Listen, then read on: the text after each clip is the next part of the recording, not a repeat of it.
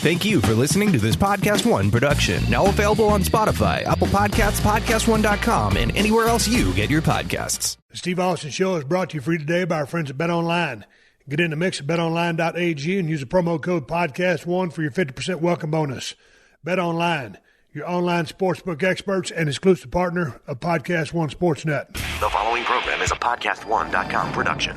From Hollywood, California, by way of the Broken Skull Ranch, this is the Steve Austin Show. Give me a hell yeah. Hell yeah. Now, here's Steve Austin.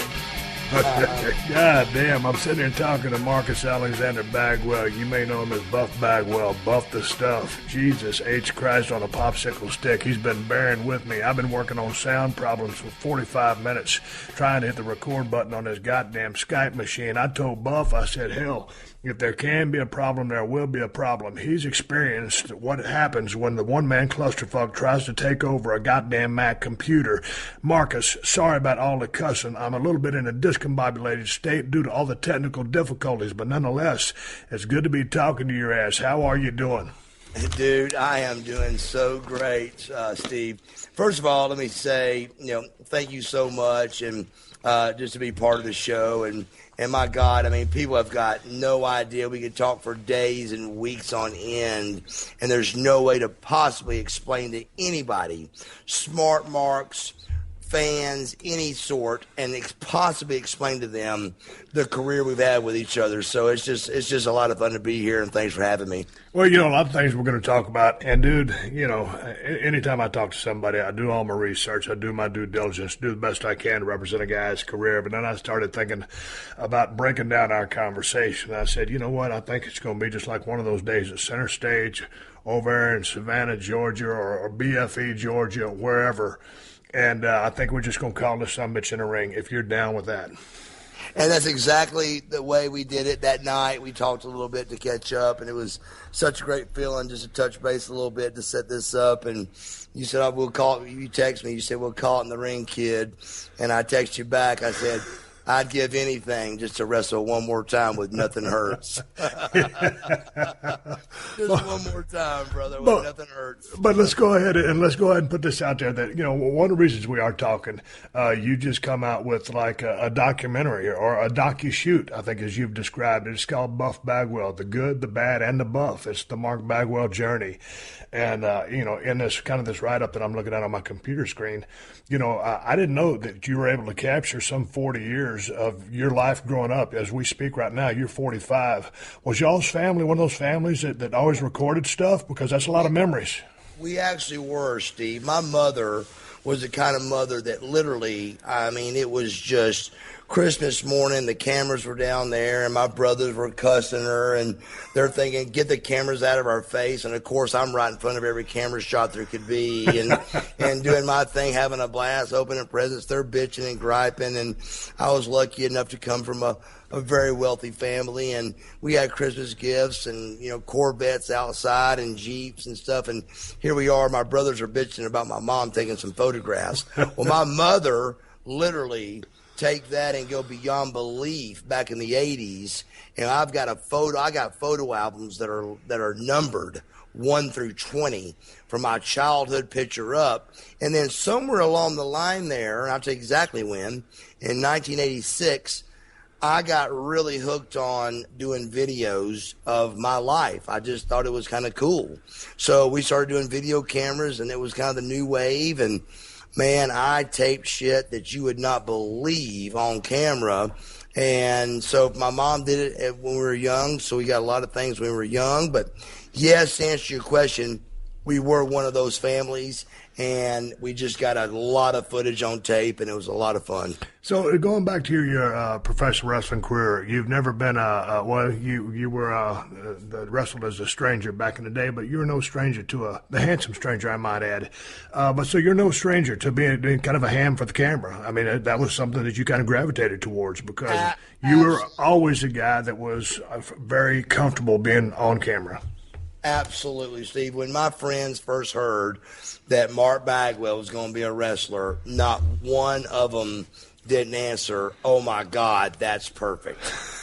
So here's the wild ass prima donna put me in front of the camera, and then all of a sudden it's my job. Everybody went, "Oh my God, that'll be perfect." So yes, to answer your question, it was right up my alley. But dude, tell me about this wealthy upbringing, because I always thought maybe it was middle class. Y'all had a little bit of dough. Were y'all loaded? I mean, did y'all own a lumber company? What's the story there?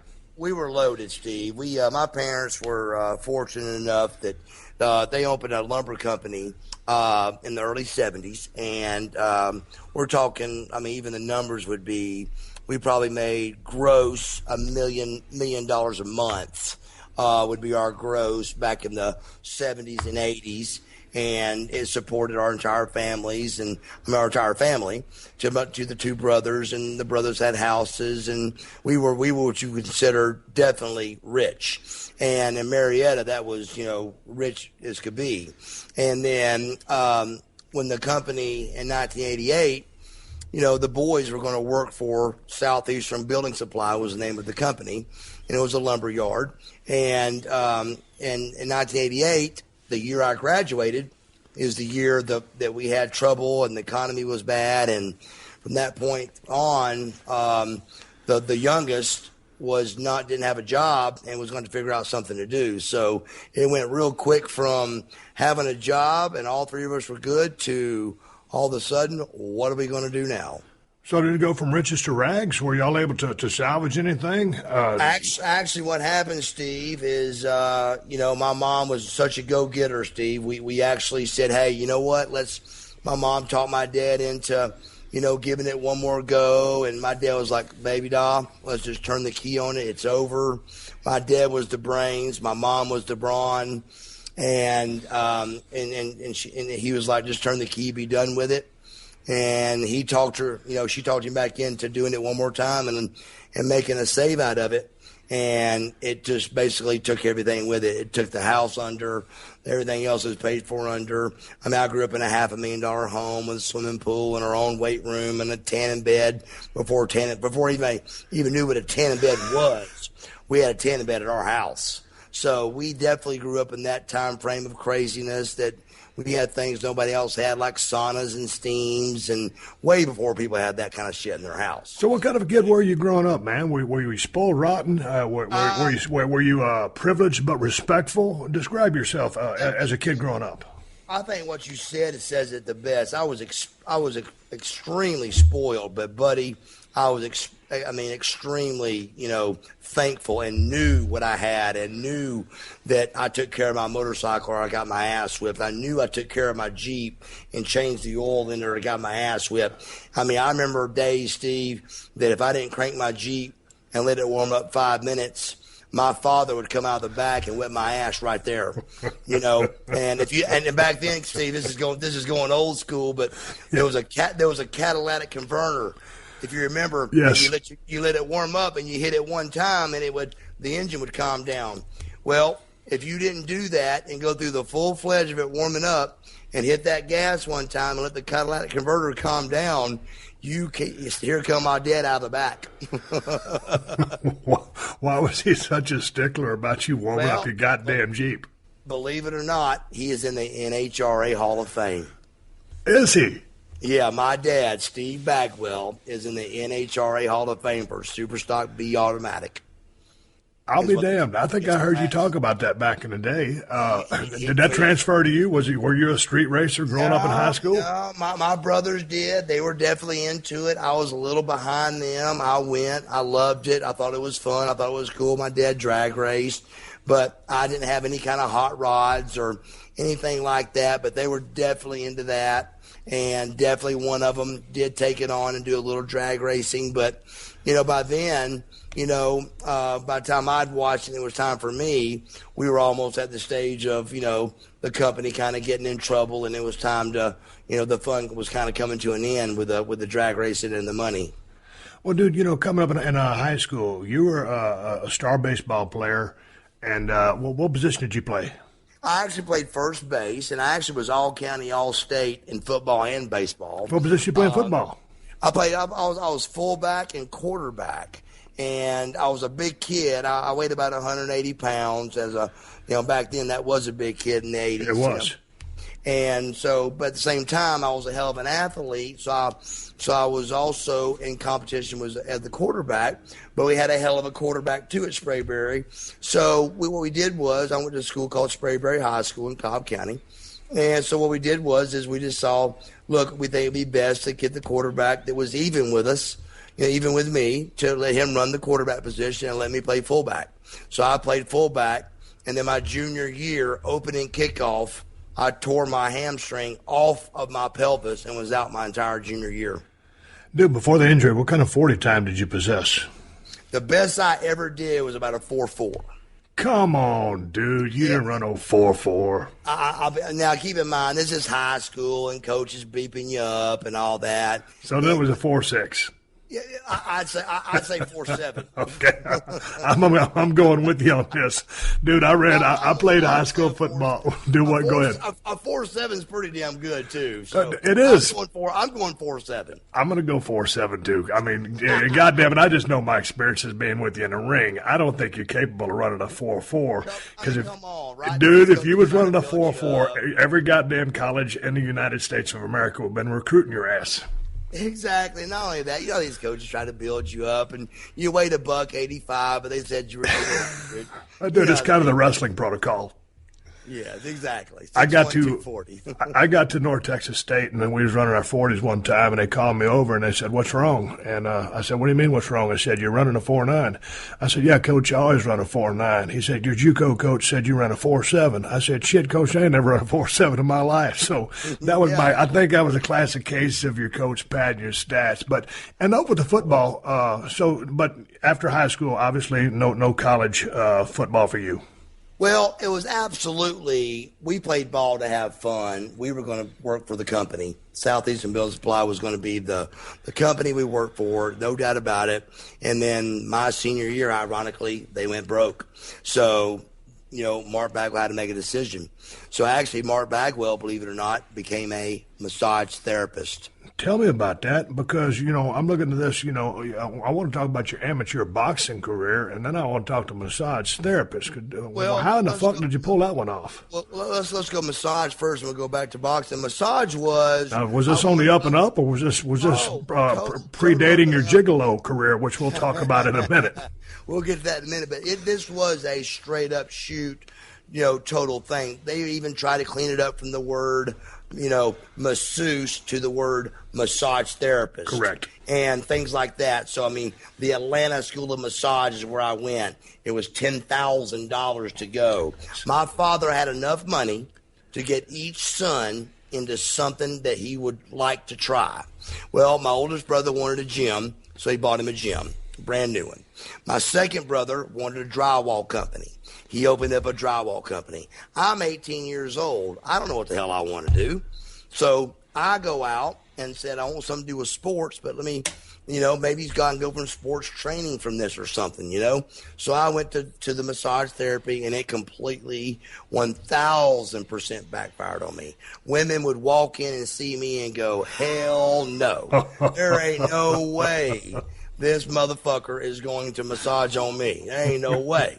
So it totally went against me. I thought my looks would go for me. I thought me caring about my diet would work for me. It totally went against me, 100%. I would have never figured you would have failed as a massage therapist because of your looks. I went to 8 months of school with a college prep anatomy physiology course that I had to fucking legit pass, that I didn't want to pass, and I had to pass it to go to graduate this course, brother. And I did so because I was really full bore wanting to try to make something out of my life, and it totally backfired in my face. And that completely, literally, directly transpired into meeting Missy Hyatt.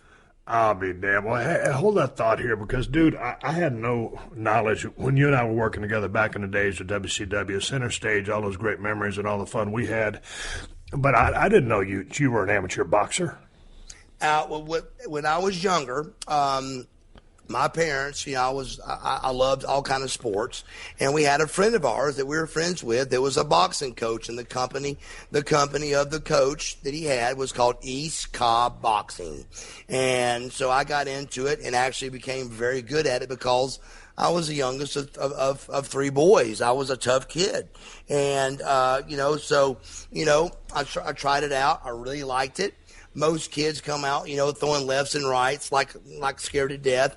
I was sitting there, jab, jab, hook, hook. Yeah. And I ended up being very good and ended up winning the Golden Glove State Championship in 1982.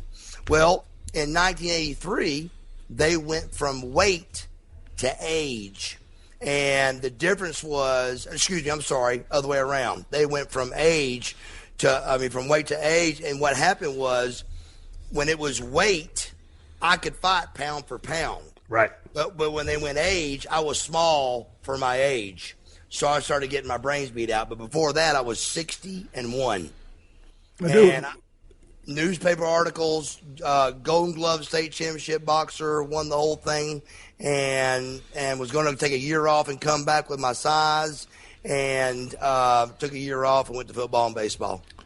Well, what was your best punch?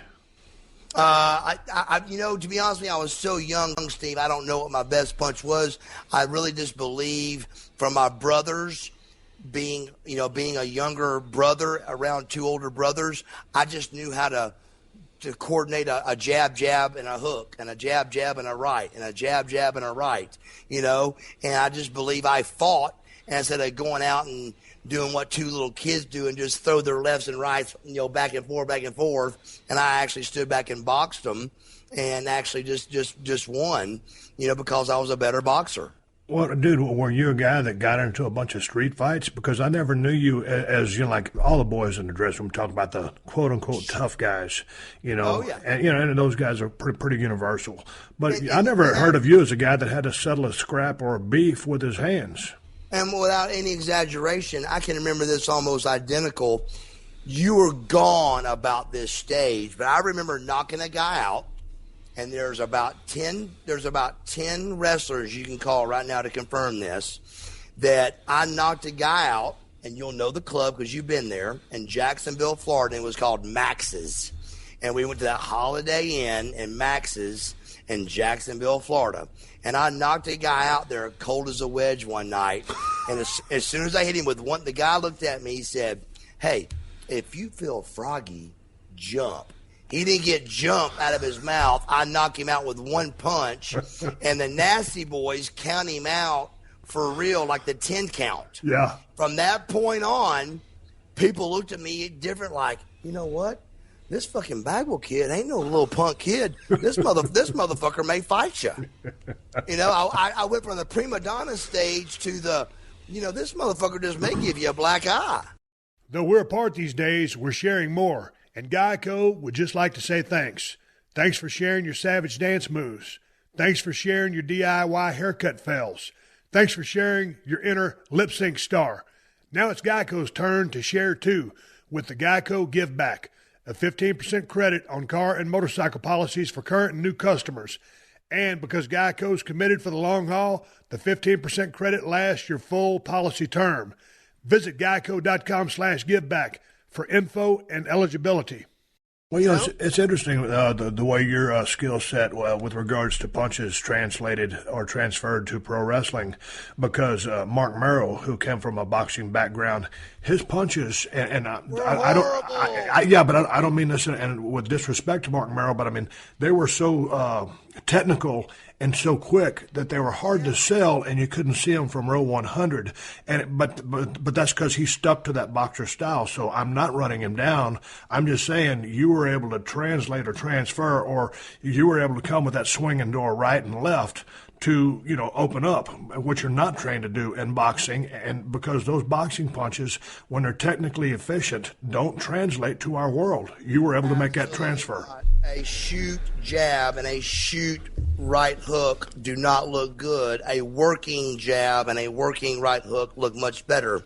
And I think the reason why for that, Steve, is because I was so young when I was doing it. And when Mark Merrow did it, he was much older, going out for the Olympic team and stuff, would be my answer to that. He was older and had been doing it a lot longer at a much higher scale, so it was much harder for him to learn that work. It was ingrained in him. That's what it was. But and the reason they don't work, and like I said, I'm not knocking the guy. I'm just saying those things are so quick. It's hard to see a punch like that. It's like the quick hook that Tyson hit Shawn Michaels with back in WrestleMania 14 in Boston. It's like boom. I mean, it happened so fast. It's like forget about it. But anyway, so dude, what possessed you to jump up and just say, "Hey, man, I'm going to be a pro wrestler"?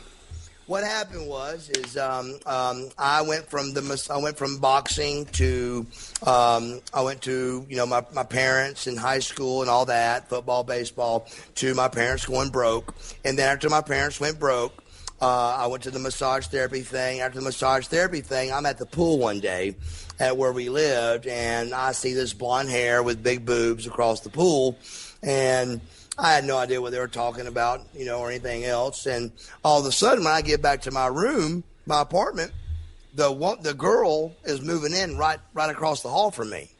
And I'm like, that's kind of weird. I don't think nothing about it at all. I'm like, that's kind of strange, So sure enough, that night, knock at the door, my wife was home at the time, my first wife. She's at home with me. We open the door.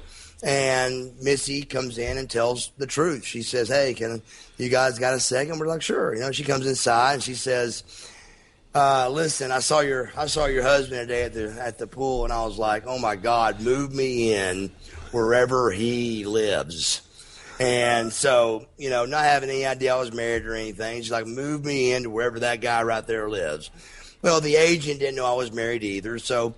She told on herself, which made her cool. And she was like, "Do you guys know me? I'm Missy Hyatt." And we did the same old story you've heard 10,000 times. And that was, well, we watched wrestling as kids, but we don't watch wrestling anymore. Same old thing we've always heard. I actually fucking said. And she said, "Well, I'm Missy Hyatt, da-da-da-da." And I said, "Baby," I said, those guys don't make no damn money." And she goes, "Well, our lowest paid guy makes about $100,000 a year." And I said, "Excuse me?" And so, hello. Hello. So, my first wife, she was like, "Hey, God, Mark, you can do anything. You're an athlete. You can do this." So I went out, and a guy named Steve, the Brawler Lawler, trained me. And I went down into his school, and I came home, and my wife was all excited. And I walked in, and she's all excited, and she goes, "How'd it go?" And I said, "I ain't going back." What happened? It was the hardest thing I've ever gone through. I was beat up. This is back in the stage and the age of, guys didn't smarten nobody up. And I got my brains beat out, and I didn't understand, and I didn't get it. And here's an athlete that didn't know what was going on. And I was like, what in the hell? Well, I told Missy about it, and, she kind of smartened me up a little bit. And then I went down and, watched Kevin and them work a little bit, and they smartened me up a little bit. And then finally, long story short, I for some reason, I went back. And I kept going back to hot dogs and $5 payoffs. And, from there, Handsome Stranger happened, and Global. And from there, WCW happened. So, and that's when you and I crossed paths, because I remember you seeing you, on television as a Handsome Stranger. I said, "Hey, that's a good-looking dude. I'm a guy. I can see the good-looking dude." I said, "I wonder why he's wearing that mask." What was with the mask? And it said that was Bill Eadie's idea. Of all things, one of the toughest guys in wrestling, yep. Bill Eadie thought of the Handsome Stranger. And, me, here I am, 19 years old. I just said, "Yes, sir, no, sir." So I was told that was my gimmick, and I didn't really like it. It wasn't something I wanted to do, but of course, everybody else is like, "Why would we cover up the face of the best-looking guy we got? I mean, what are we doing here, So, I mean, what the hell are we doing?" So, but, I didn't question that at all. But Bill Eadie came up with it, and from there, we really thought we were going to be, the next big company. And I didn't even know what a big company was back then. This is me hearing the other guys talk. I'm just learning, and I'm 19 years old. And then, it takes deep pockets, as we know, to make it work. And, there was Lightning Kid was there, and Hot Stuff Eddie Gilbert, and, the Ebony Express, which is Harlem Heat, and the Patriot was there. And, there was a lot of talent was there.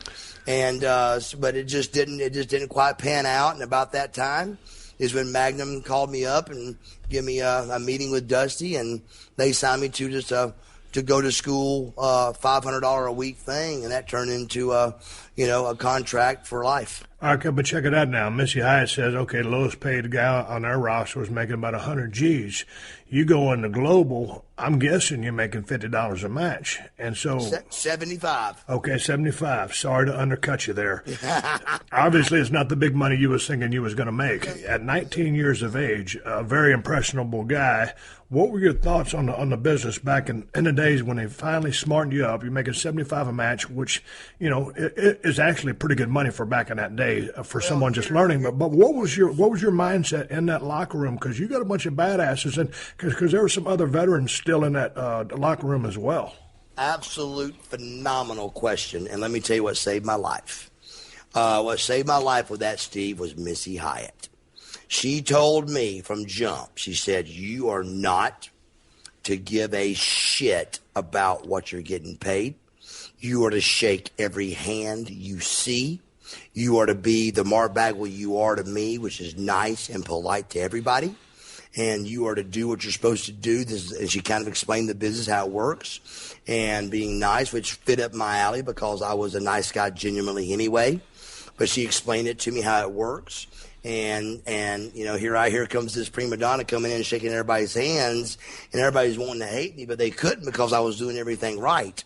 And I was shaking the hands and thanking everybody and sitting in the right seat and keeping my mouth shut and doing what I was supposed to do because, thank God, Missy Hyatt told me. So to answer your question, what I was thinking was exactly what Missy Hyatt got me ready for, which was you're not here to make money right now.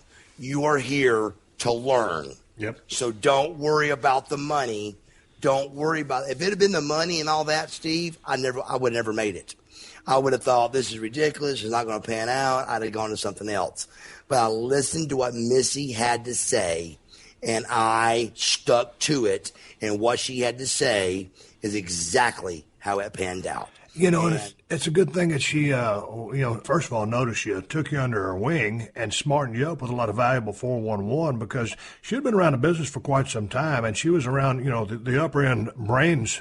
And she was a veteran. And I mean, dude, people don't understand, when she was down there at Mid-South, UWF, Power Pro, whatever you want to call it, the loaded Gucci bag, the feud with Dark Journey. I mean, she was over, and, hanging out with the Eddie Gilberts and the Bill Watts. I mean, the young lady, she's about my age, but, and I've always been a Missy fan, but she was pretty damn smart with regards to the business.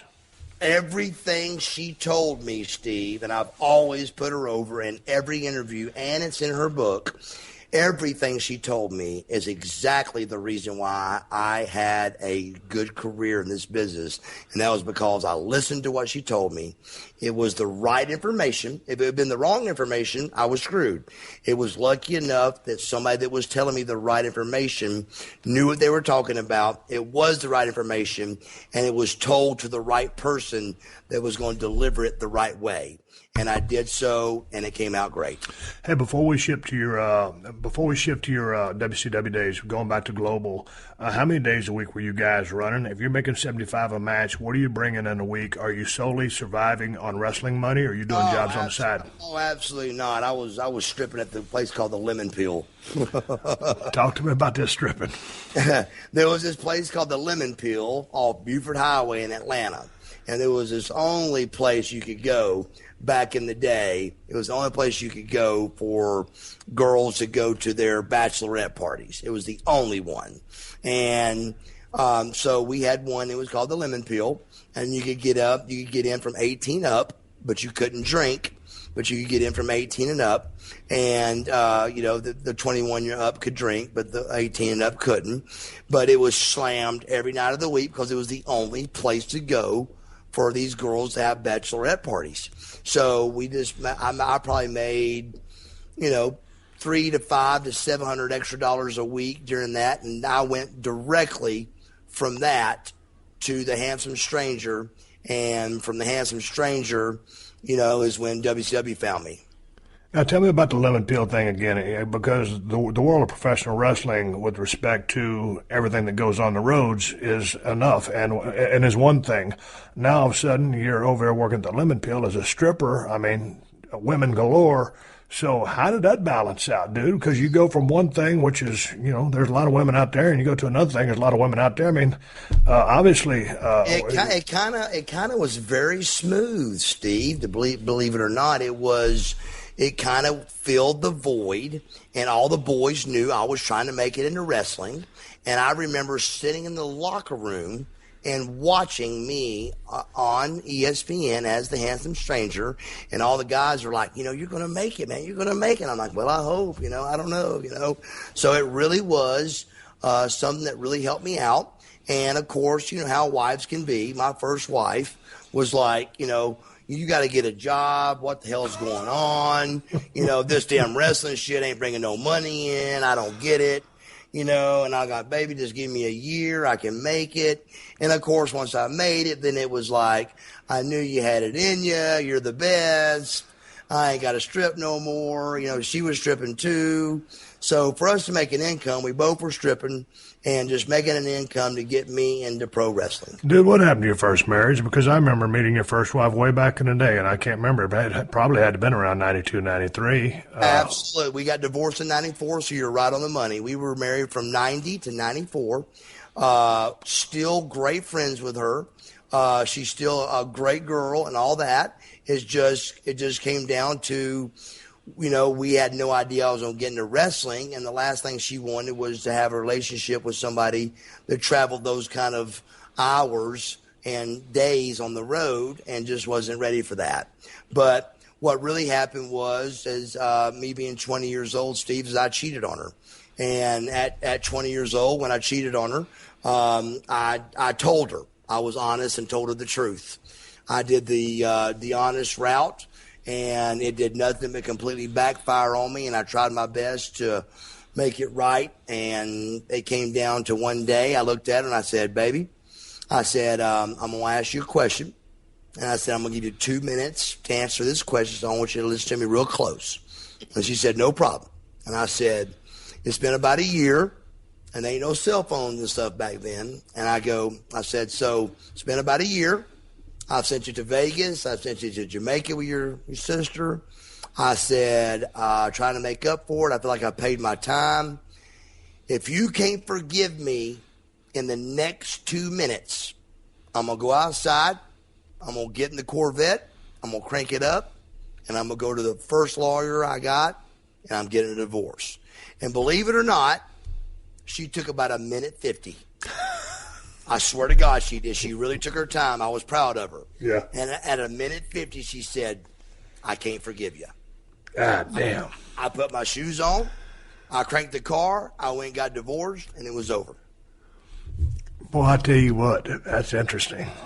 Yeah. And I really tried to make it work. I paid my dues. I told the truth. I called her I got dogged out by all the boys by stopping at every payphone, and really tried to do the right thing. And I even told her, I said, baby, it ain't greener on the other side. You got to hang in there. And to this day, she's single, wishes she would have listened to me.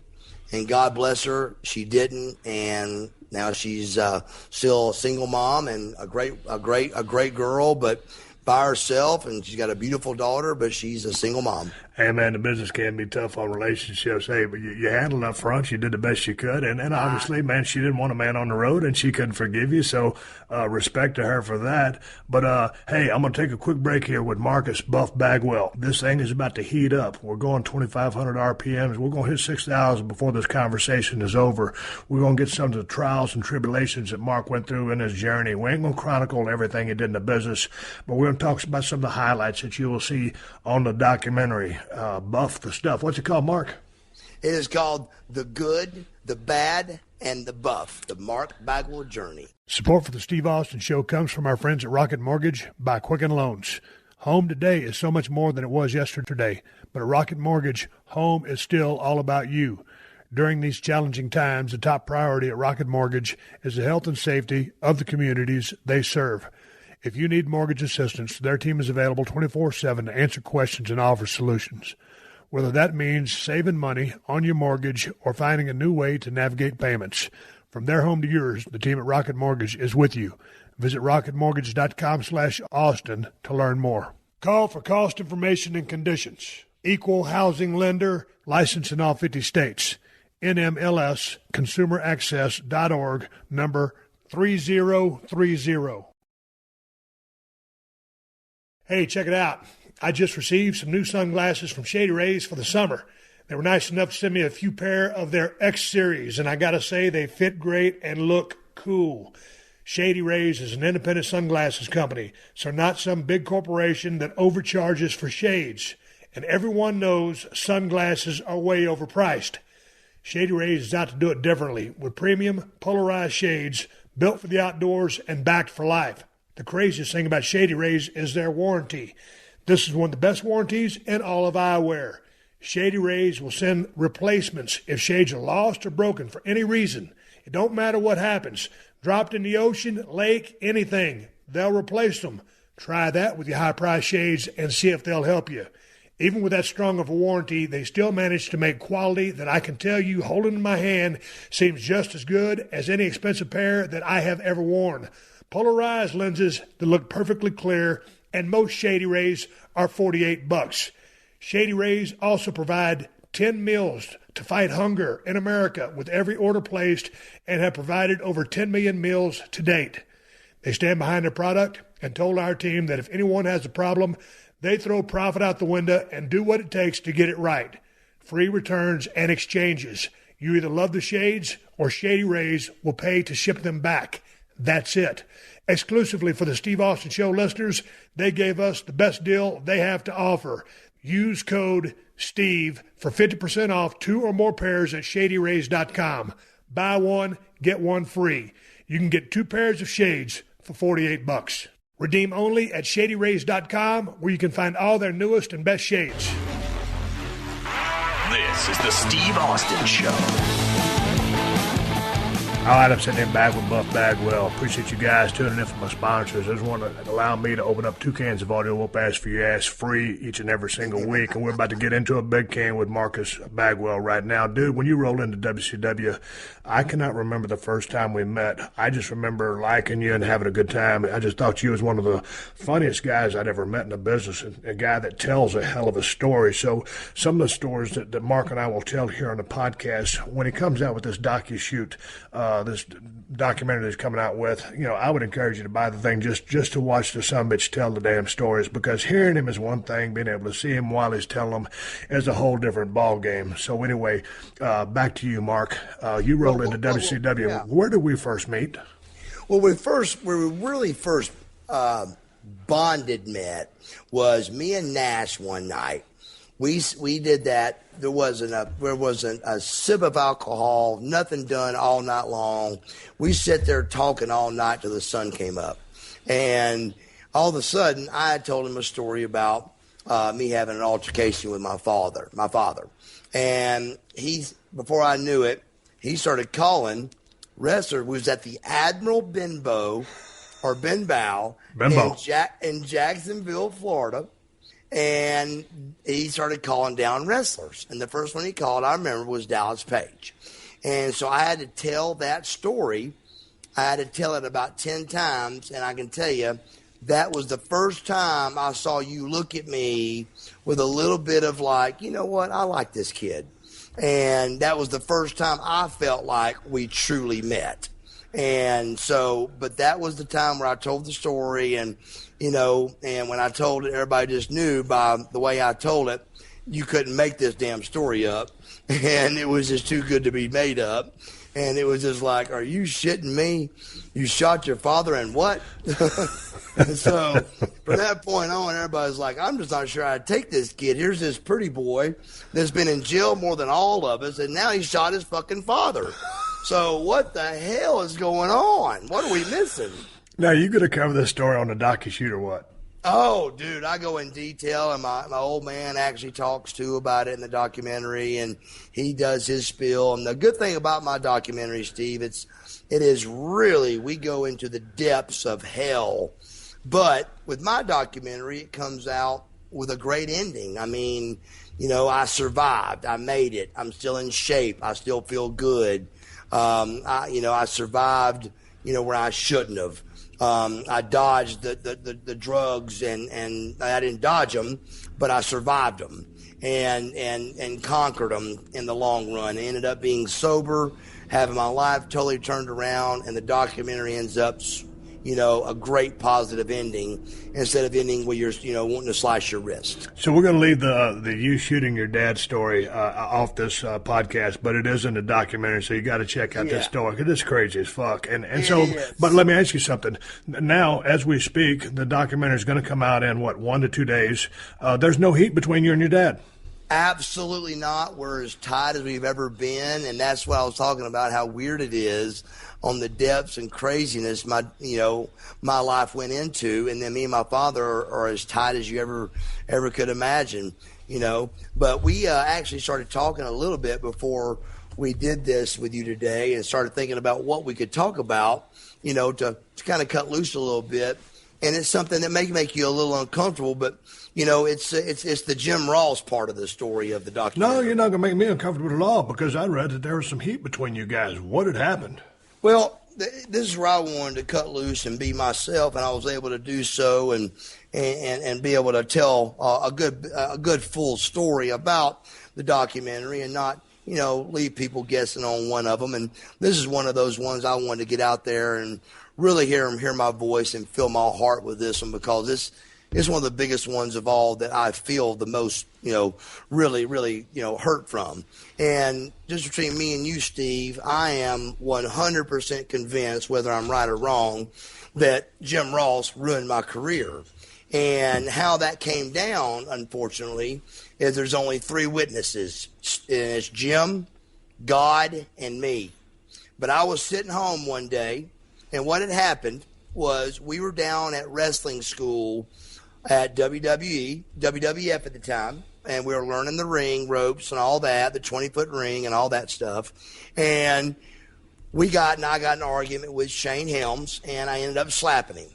And after I slapped him and I turned around to walk off, he hits me with an ice bottle that was frozen that opened up my head 20 stitches deep. And all the wrestlers, keep in mind, at that stage, there were 12 WCW guys hired. And at the 12 being hired, everybody back then thought for sure Buff Bagwell's got a job. He's got a job. He's, we're just trying to make it. He's got a job. Now, I hoped and wished, but that's how everybody else looked at it.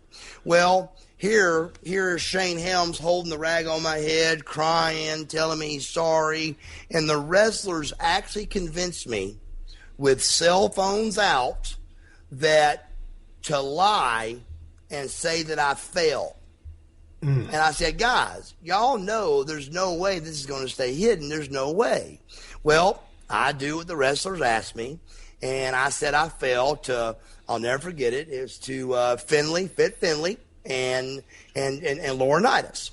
And I said we fell. I said I fell. I slipped and hit my head. And they knew I was lying, but they didn't see it, so they didn't know what had happened. And so I just went ahead with it, and I flew straight home. I didn't ask for WWF. I didn't ask them to fix my head or go to their doctor. I did my own money, my own insurance to keep the heat down from everything. And all of a sudden, I came back to Raw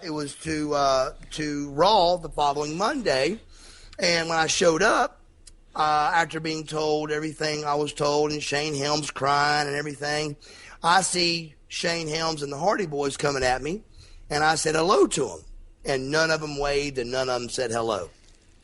And as soon as I saw that, I went straight to Laurinaitis, and I said, brother, here's the deal. And I told him the whole story. I said, here's what happened. Here's what's going on. Well, he got all 12 guys together, made us all apologize, shake hands, because at this stage, he's trying to have a job. Right. He's got 12 guys he's got to get over to, WWF. So we all shook hands and did the whole thing and got everything together. And so we go out and have the match. And from there, we just really thought that, everything was going to be okay. And then, once the match happened with everything, Jim Ross, after the match happened, it was a bad match. We kind of stumbled over each other. We didn't have a good match. And me and Booker's had 10,000 barn burners. We actually had a kind of a bad match. And that night, believe it or not, WWF took the blame. They said, you know what? It's our fault.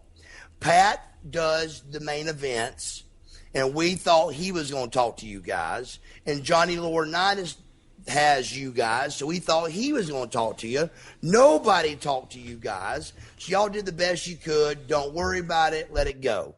The next week was Atlanta, Georgia.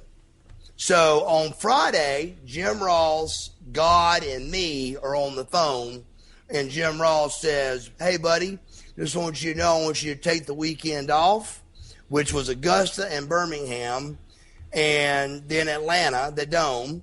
And he said, take the weekend off, let your head heal. We got big plans for you at Phillips Arena on Monday in Atlanta. So I was like, thank you so much, Jim. I really appreciate it. Well, the story got out, and it stuck like glue that my mother had called to get me out of those shows. Now, why in the hell would I cancel 2 shows after already working with stitches in my head when I had 2 drives when I'm trying to fit into the WWF 2 weeks being there? I'm kissing ass. I'm walking on eggshells. I'm shaking hands. I'm kissing babies. I'm trying to get in WWF and do it right. And so somehow or another, though, the mother story to this day sticks like glue. And so we go out and do the whole deal. I show up, get to the building, and they fire me. And I didn't even know I had to raise my hand. And when they get me in the room, I raise my hand, and Vince goes, you don't got to raise your hand, Mark. I said, well I said, I feel like I do. I go, it sounds like y'all are firing me. And Vince goes, oh, no, we're not firing you. He said, we're releasing you. And I raised my hand again. And he goes, Mark, I already said you ain't got to raise your hand. I said, but what's the difference in firing and raising? I mean, and releasing? And he said, and the son of a bitch had an answer. He said, well, if we fire you, we got to redo your contract. He said, and if we release you, we can bring you back in 3 months and no problems, and you just start back up with us. And so at that stage, I knew they were full of shit, God bless them, but I also knew to start smiling, shaking hands, and just leave. And I did so. I started shaking hands, kissing babies, and realized it was just best to, get out of there. And I got in my car, bawling and crying, and I called up, my parents. They were in the stands, and I said, it's time for you guys to come on home. And they were like, what do you mean? I go, I'm home. It's over. I'm not in the building anymore. Yeah, I'm not in the building there, so y'all can come home too. So you're maintaining that Jim Ross set you up? Did your mother ever make those phone calls? Absolutely not. Mother never made those phone calls, and I even went the route like anybody else would. I even went the route, okay, let's go the route that my mom slipped up and made the phone calls. Now let's go this route. Why would you do the invasion of Booker T and Buff Bagwell in Tacoma, Washington, when the next week you're in Phillips Arena? Why wouldn't you just wait a week and put Buff Bagwell versus Booker T at the Phillips Arena in Ted Turner's backyard? So to me, it all made sense. We knew even up in Tacoma, why are we wrestling when next week's Atlanta? But to me, it all kind of made sense. But let's be truthful to each other. Did my mom make the calls? Could she have? Absolutely. Do I think she did? Absolutely not. But I really believe with all my heart that, that Jim Ross really, really, really took his time out and even took time on the round table with all the legends and took his time out to bury me and say that, I showed up at these shows, and I just don't know where that hatred come from for him to want to take that much time out to really, and I'm talking about, you know how Jim was. He loved football players and athletes. We talked every week when he was at WCW about. But did he bury you to the higher ups? I don't know. I really don't know what happened. I just know that, and I did what they told me to do. They said in 3 months, call us back, and I waited about 2 weeks past the 3 months, and so it wasn't right at 3 months. And when I called Jim Ross, he literally answered the phone with a deep breath. And I swear to God, I went, Jim, I'm just calling back because you told me to. I said, and he said, and he didn't call me Bub. He went, yeah, Mark. I said, Jim, I'm just calling you back because you guys told me to call you in 3 months. I waited 2 weeks longer than that, and I'm just calling you back. And he said, Mark, we'll call you if we need you. And hung the phone up on me. Cut and dry, that's all. Cut and dry, and that was it, brother. You know, let's go back to that match that happened. You said Tacoma, Washington. I went back and watched that match last night on YouTube, and it wasn't so fact that the match was a bad match. Was it a great match? No, it was mechanically was what it was. It was a hostile environment. That was a WWF crowd, dude, and all of a sudden they put in WCW guys, and man. Look at Booker T's career. Look at your career speaks for itself. It was a hostile crowd. Again, the match wasn't the greatest, but it wasn't the god-awful stinker that people have made it out to be. And when I say hostile crowd, I'm not running down that audience. I just meant, you know how it was, dude. Back then, you were either WWF or you were WCW. So you guys were, it was like playing an away game. You guys were having an away game in WWF territory, and people didn't give a shit about you guys. And that was my take on that, dude. Absolutely. And think about this. If you really play it back and watch it, Stacy Keibler was the announcer. She got booed out of the building. Shane McMahon comes down, gets booed out of the building. Arn Anderson and the other announcer comes down, gets booed out of the building. Yep. And here we come. Booker goes first. He comes down and gets booed out of the building. And I swear to God, back to me thinking something else was up with it. I just believe it with my heart. My music comes on, and I swear to God, I took the step to walk out, and Shane McMahon steps in front of me and he goes, oh, yeah, I forgot to tell you, don't look in the cameras. And I said, have you ever watched one of my matches? That's all I fucking do. I said, the only thing I fucking do is pose and look in the cameras. That's the gimmick. I said, that's my whole gimmick. So if you watch it back, I'll walk down that aisle and act like the fucking TV camera's got the plague. I'm trying to get away from it. I'm dodging the camera. I'm looking away from it. I can't look in the camera. I'm like, oh, my God, I can't look in the camera. So, oh, my God. So I was totally I'm getting booed and shit thrown at me.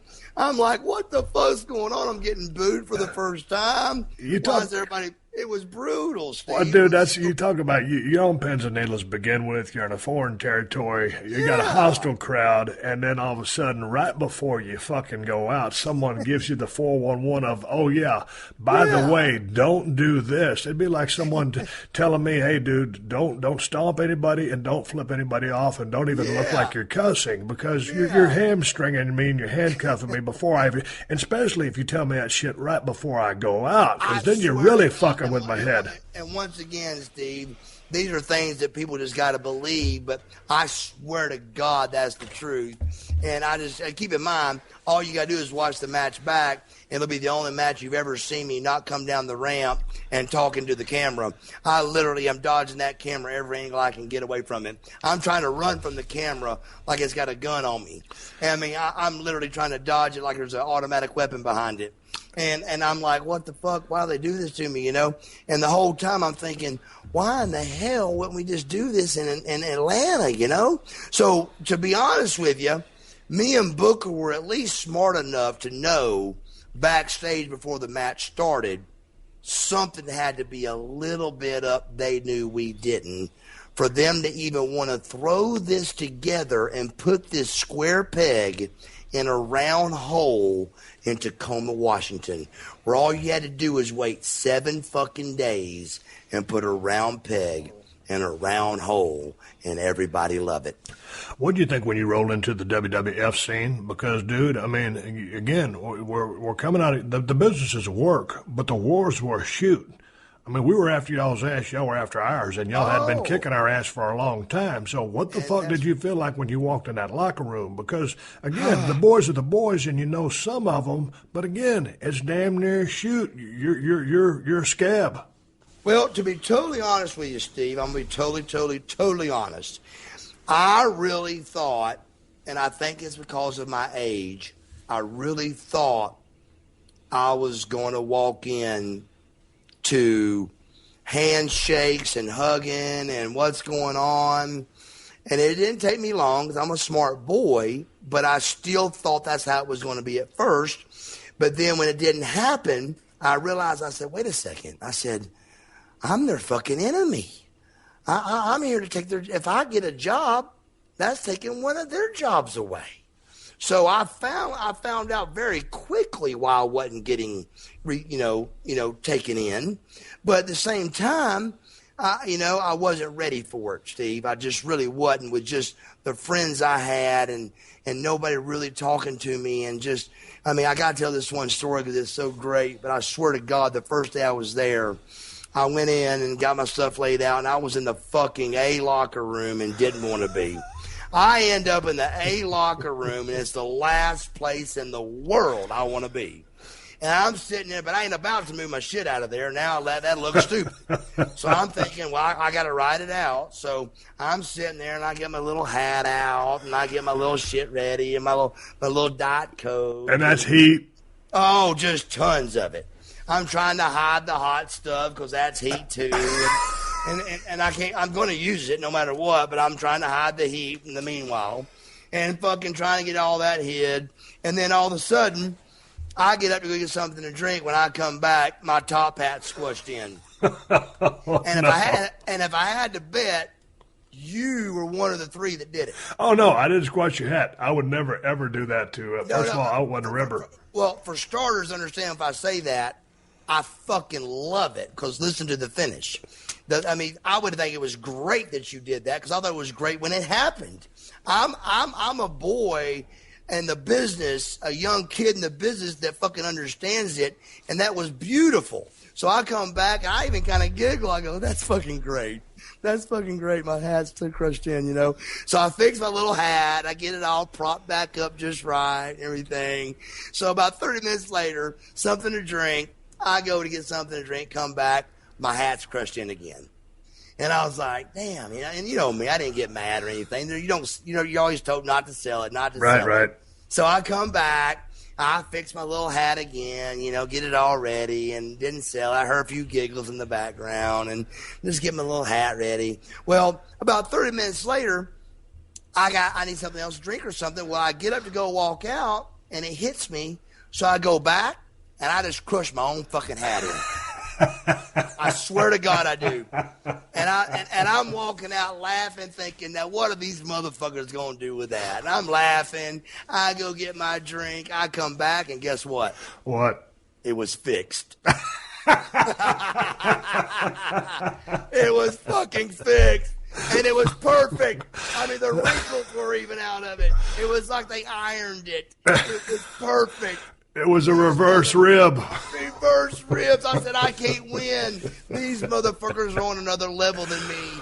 They're better than me. I give you my word. I had zero to do with that. Here's the thing. There's no shortage of action going on at our exclusive partner, BetOnline.ag. NASCAR is back, and BetOnline has hundreds of games, events, and sports to still get in on.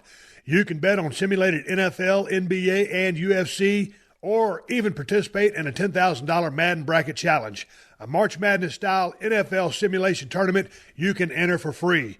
And coming up next Sunday, BetOnline has ex-Chicago Bulls Horace Grant, Bill Cartwright, and Craig Hodges joining them to discuss the Michael Jordan documentary on what they call After the Dance. Visit the website or use your mobile device and join today to receive your new welcome bonus and check out all the action.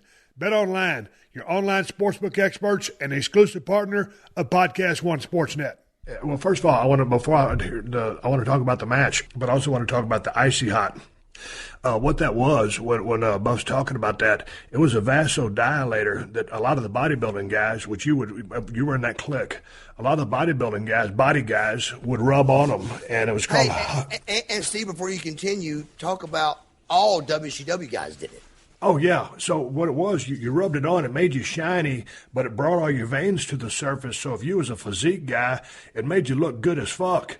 But, you know, when you were working with a guy that had that shit on, man, if it got in your eyes or it got on you, because it was called hot stuff. It was hot. And so I always hated working with you guys that wore that fucking stuff because it was a pain in the ass. And it would blow you up. Oh, would it? Yeah, but it sucked ass because it'd get in your eyes. It looked good on TV, but it was a pain in the ass to work with. Well, during this time, if you remember, WWF outlawed it. I can't even remember that. They said no more. And this was during the time you were there because Booker hadn't done his first angle with you. Booker's first angle, the very first angle of WCW and WWF was Booker T came out and threw you through that table and he missed you and hurt your elbow. Do you remember that? No, he broke 3 bones in my back. But when I watch that back, yeah, the way I skipped off, because I watched an interview of him on Off the Record with Michael Landis, and he was correct. He put me through the table. I mean, well, he put me on it because I was so sweaty. I glanced off, and when I glanced off, I hit the table and bounced onto the chair, and the chair was what broke the 3 bones. So it was Booker T that obviously, put the move on me, but the way I skipped off the table, that was not his fault. Right. But at the time, I thought it was his fault, but it was not. It was skipping across that table like a stone on water onto that chair. Absolutely. But if you remember, he got the heat for it, though. He did get heat for it, but here's the thing. When I was so many times when I try to remember different parts of my career, I forget a lot of stuff. Here's the thing that I forgot. I was watching that match that you guys were having in Tacoma, y'all's first match in the WWF on Monday Night Raw. I didn't even remember that Kurt Angle and I did a run-in and interrupted the match. So I'm watching this fucking match. I'm thinking, what the fuck am I doing out there? And so we beat the shit out of Booker T and walked up the ramp, and you joined in. So I don't even remember that happening. Well, here's what I don't remember. I thought, until I watched it back, I thought you threw us both out right away. But the storyline was they wanted to make it, we beat Booker, all 3 of us beat Booker up the whole way to the back. Correct. And then when y'all threw Booker out, I did my little Buff character like, hey, we got him. We sold that motherfucker. Yeah, all right, And then y'all looked at each other like, hey, let's throw him out too. Then it got a big pop because y'all threw me out too, and WCW was out and WWF was in, and it made sense and all that. But at first it was supposed to be just Booker out, but they wanted to throw that little extra thing in there of, hey, let's let Buff act like, he's part of it, and then let's screw him too and throw him out also, So, from that point, like I said, I thought when Jim Ross called me, which was the next thing that happened, I really thought he meant it. I thought, hey, here we go. I'm main event on Raw, which I don't know why I was and didn't understand why, but I was. And then I thought, well, maybe they do got some better plans for me on Monday night at this next Raw in Atlanta. Little did I know those plans were you're fired. But I didn't know that. And like I said, back to that, Steve, you don't fire a Buff Bagwell over one bad match, do you? I mean, don't you warn him? Don't you say don't do that? Don't you? Well, I mean, first of all, you don't fire a guy over a bad match, especially on his first night in. I mean, you give him a fighting chance. I mean, because anybody can have a bad match. Especially with 10 years I've gave him of good matches and stuff, and give me a warning, give me a hey, we don't do it that way here. Had the heat transcended from WCW? Well, could that have been part of it? That is absolutely what happened, Steve. The heat had transpired, and I couldn't fix it. And this is what I'm getting ready to tell you that nobody knows. You've never heard it. Nobody knows this, and this is 100% facts. So listen close. So what we came up with was here I am, Buff Bagwell, contract's up in June, and I ain't got the exact months correctly, but let me go ahead and just tell you, whenever my contract was up, I had a few months left when WWF bought our company. So I came up with the idea. I said, look, I called my agent. I said, I can sit at home for 2 months and get paid. I said, or I can hand Vince $120,000 or $30,000 for the 2 months and act like I'm a team player, save Vince $120,000 and say, here I am, I'm a team player, and let all that erase the heat, the internet, and let's erase and start over. And my agent thought it was the most brilliant thing in the world. He said, let's do that. That's brilliant. That's great. So I called Vince up. I said, Vince, here's what I want to do. I said, I don't want to sit at home. I want to go to work directly. He said, we can't, Mark, because we owe you that money. That I said, you know what, Vince? I don't want the money. Let's just cancel the money. I want to show you that as I'm a team player. So let's just forget the $120,000. Let's move on. That's my way of showing I'm a team player. And that's my way of wiping anything slate that you've heard, letting all the rumors get past, that's a person that's just said, hey, let's do the right thing. And I was fired in 2 weeks. Well, you know, I heard that interview on AIW when you were talking with a guy at one of the indie shows, and it was about $80,000 at that time. But regardless, whatever the money was, given the situation now, knowing what you know now, what would you have done? Jump on board or say, pay me out, then bring me on? What? I swear to God, Mark Bagwell would have still think the best route would be, as much heat as I had, Steve, the only play I had was to show Vince I'm a team player, save him money, and show him I'm a team player. I would have still done the same thing, I swear. Man, let's talk about heat for just a second, because back when you first came into WCW, you teamed up with various guys, you know, sometimes the Patriots, sometimes Scotty Riggs, sometimes Tom Zink, but you formed a tag team with Too Cold Scorpio, Brian Pillman, Flying Brian, and I, as the Hollywood Blondes, used to wrestle you guys all over South Georgia. A bunch of times, brother. Everywhere, and we had a goddamn blast. And we loved working with you guys. And then so I always thought that you guys were really good friends. And then all of a sudden I get the scuttlebutt that I guess now you guys are mortal enemies. Where's the heat between you and Too Cold, and how did that happen? Wow. You talking about wow, bro. I'm sitting at home one day. Kevin calls me up, my manager, Kevin Ballou, and he goes, brother, go look at this website. He shows me this thing where Too Cold Scorpio was talking to me like an absolute dog. I mean, I'm talking about I was blown away. I never seen nothing like it. Here's a guy that I spent 3 to 4 years with, tag team of the year, 2-time world tag team champions, doing things back then that was unheard of, now or nothing, but Hardy Boy type stuff before the Hardy Boys were doing it. You know, just really, we were the tag team of the year, brother, in 92. That's a big damn deal, you know, and we're doing the right thing and we're doing everything good. And I swear to God, bro, all of a sudden, here I sing in New York at a house show, and we hit it off. But we have a great match, and we tagged against these guys and had a good time. And I even handed him a DVD I had made of us because I did 5 series of my career, and one of them was him. And I did all our best matches and blah, blah, blah. And when I gave the DVD, we hugged and took pictures and everything. Everything was cool. And then I get home and Kevin tells me, look at this video. And brother, it is him completely like beyond belief, like fighting mad, you know, dog cussing me, saying things like, you know, like have you ever seen Rocky III where, you know, Mr. T was dogging out Rocky in the crowd saying, hey, woman, won't you come over and let me show you what a real man's like tonight? I mean, it was kind of like that kind of interview. I mean, it was like him going personal and sexual and doing things that I just couldn't believe, you know, and I just couldn't believe it. And so, but it ended up being about a shoot story. It was a shoot story, you know, on, you know, us having a plane ticket overseas. And I asked him to move under whatever situation. I don't remember what it was over, but it was something to do with me and my wife sitting together and all that.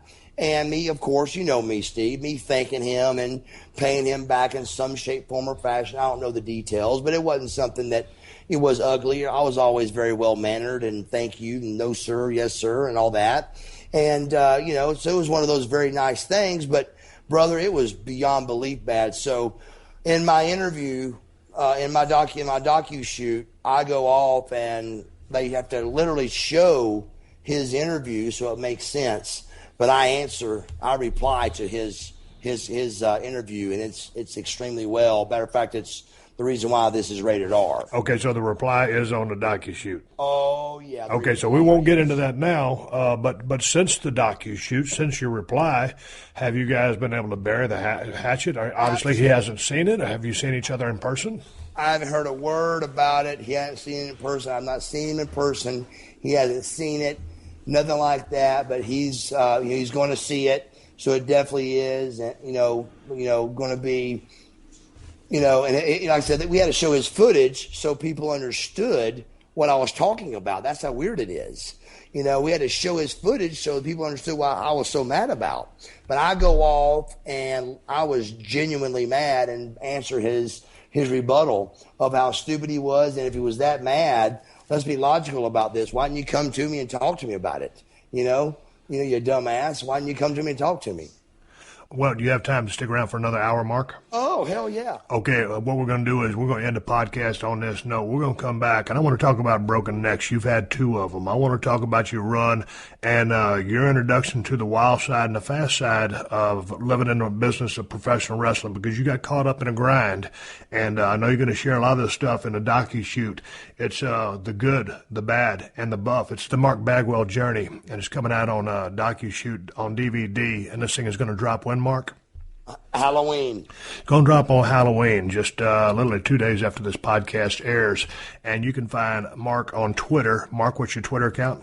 It is Real Buff Bagwell. You can go to Twitter and my Facebook, realbuffbagwell.com. And talk about your website. And, brother, I'm telling you, we're real excited about it. It's tremendous. And that's why we made it easy, Steve, is because this is very hard for me at first. And so Kevin did a great job, my manager, of making it easy for everybody. And it's real simple. You go to realbuffbagwell.com, and from there you can Twitter me, you can tweet me, you can Facebook me, you can do anything you want to my website. So go to the realbuffbagwell.com. All right, I'm coming back next week with part 2 of my conversation with Buff Bagwell, and we'll get into some broken necks and into some living fast, because I've been there and I've done both of them. Coming back. Thank you, Mark. I appreciate your time. Thank you, brother. Support for the Steve Austin Show comes from our friends at Rocket Mortgage by Quicken Loans. Home today is so much more than it was yesterday, but at Rocket Mortgage, home is still all about you. During these challenging times, the top priority at Rocket Mortgage is the health and safety of the communities they serve. If you need mortgage assistance, their team is available 24/7 to answer questions and offer solutions.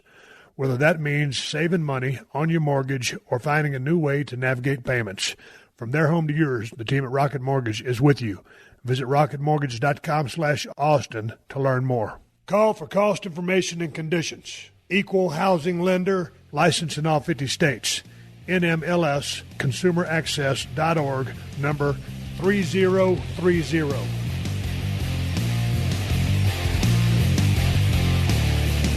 All right, to give me the go-home cue, don't forget to rate and review the Steve Austin Show on Apple Podcasts and tell your friends to check us out. If you want to reach me here on the podcast, send an email to questions@steveaustinshow.com. The best damn IPA on the planet is Broken Skull IPA at El Segundo Brewing Company. You can also get Broken Skull IPA at Whole Foods and Total Wines if you live in California.